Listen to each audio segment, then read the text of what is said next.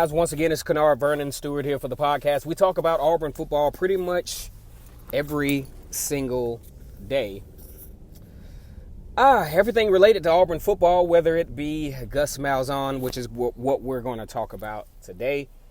We talked about Jeremy Johnson yesterday. I thought that was a pretty interesting conversation because, a lot of folks were probably wondering, like, what happened? How did such a great athlete, seemingly, just didn't have the mentality to go with it? I mean, you look at Cam Newton, you look at Nick Marshall, even Shaun White to a certain degree. I didn't see beast mode in Jarrett Stidham, per se. I saw a guy with Jarrett Stidham. I saw a guy that played ball when he wanted to, but I just didn't see a guy that just had the heart that you look for. He just didn't seem to be an Auburn guy all the way. I know that's kind of weird to say, but when I think about Jarrett Stidham, I just think about a guy who kind of just came through Auburn to get what he needed to get and just rolled on out.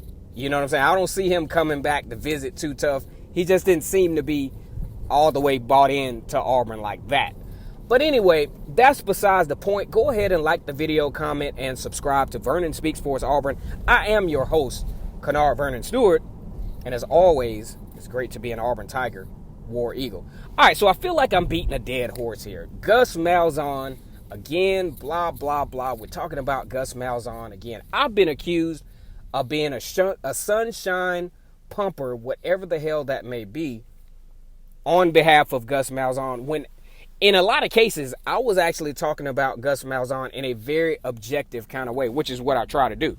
Because I don't hate the guy, but I'm not like head over heels in love with him. But I do see some areas where the scope of Auburn football has changed. Like last year, 9-4. Okay, we're not all the way satisfied with the record. There were some opportunities for Auburn to win some games there. But at the same time, let's look at it.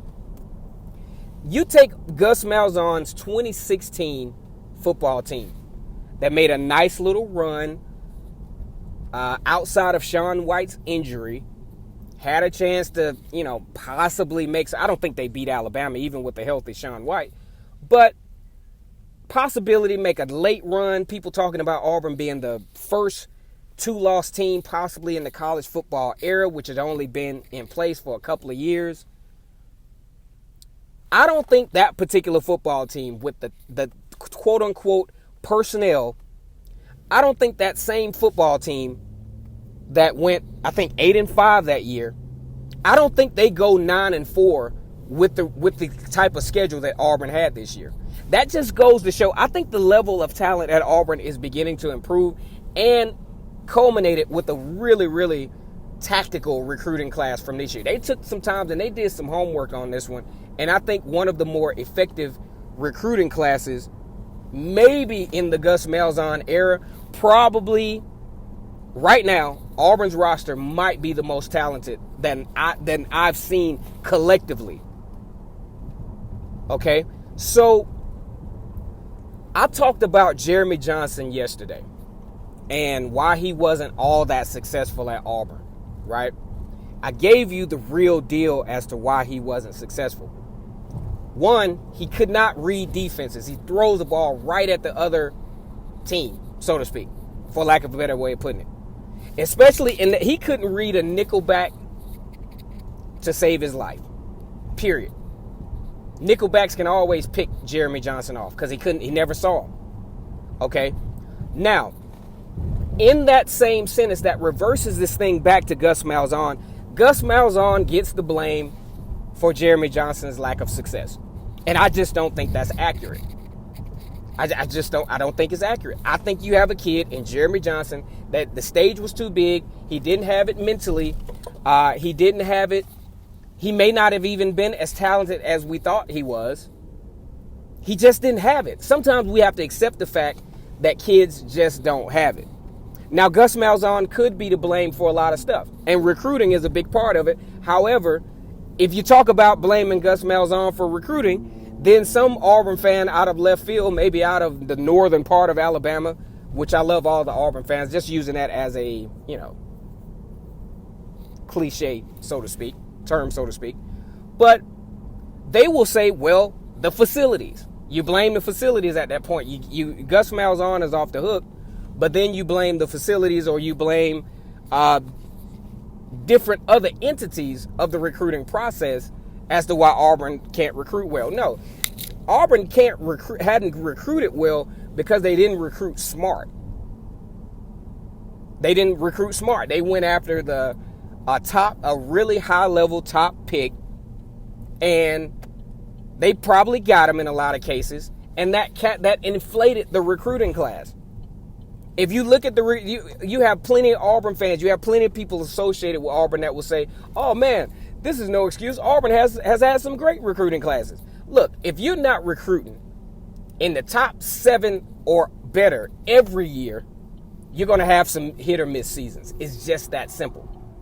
Now, Auburn, with the recruiting class that they had this year, if you can follow that up with a solid 5 ranked recruiting, which Auburn is getting off to a super slow start, but if you can follow that thing up with a real deal, solid, top to bottom, in the middle with a bunch of high 92s type roster, then yeah, you Auburn can begin to start the conversation of being able to compete year in, year out, which this past year, I'll say this.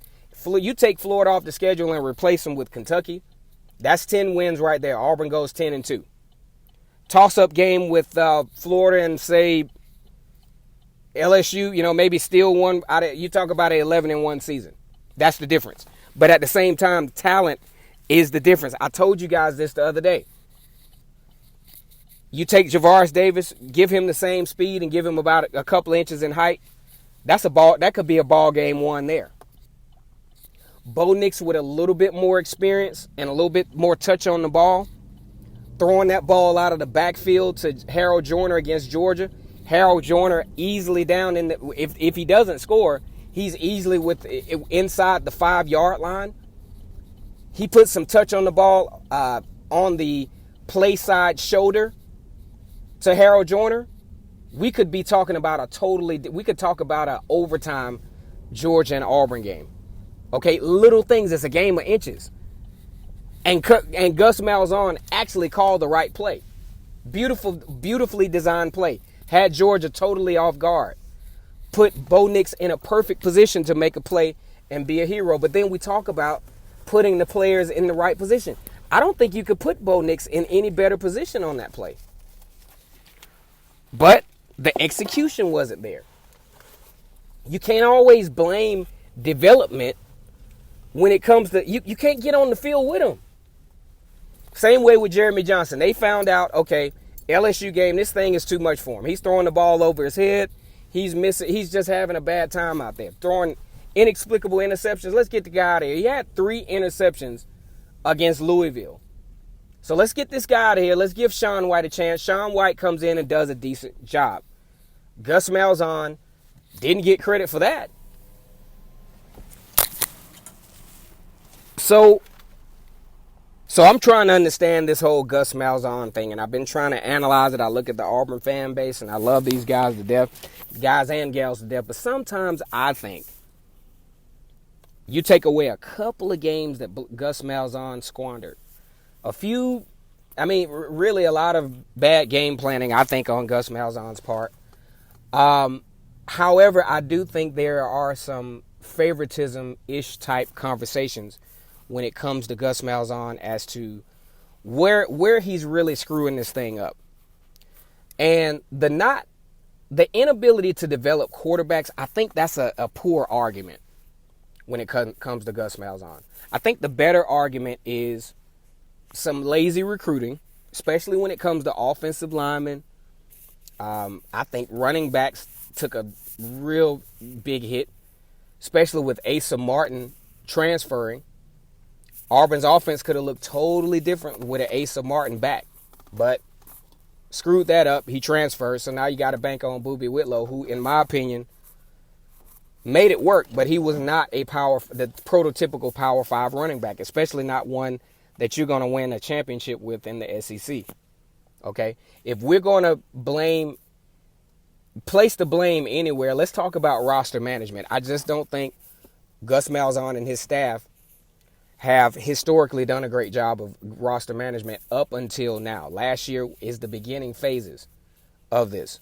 And I think you will start to see this come to fruition, especially with the depth at the defensive line. They're starting to do make a little bit more concerted effort at recruiting offensive linemen, which has been a must. And you definitely need another quarterback. I think running back, you're okay as long as you continue to reload at that position.